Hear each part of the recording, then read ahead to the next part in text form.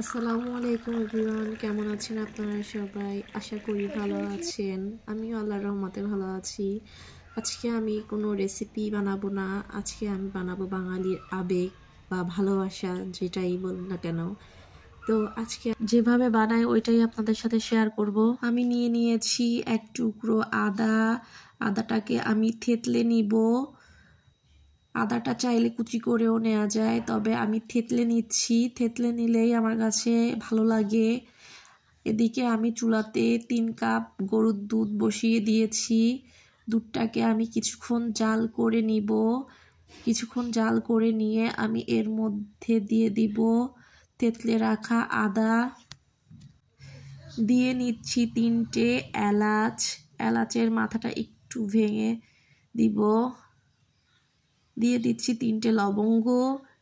এবার এটাকে কিছুক্ষণ জাল করে নিয়ে আমি এর মধ্যে দিয়ে দিব চা পাতা।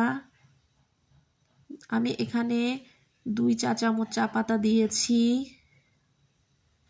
চা পাতা দিয়ে দুধটাকে কিছুক্ষণ জাল করে ঘন করে নিব। এরপর এর মধ্যে দিয়ে দিব চিনি। চিনিটা আপনারা আপনাদের স্বাদ মতন দিবেন। চিনি দিয়ে আমি চাটাকে জাল করে নিব, জাল করে ঘন করে নিব।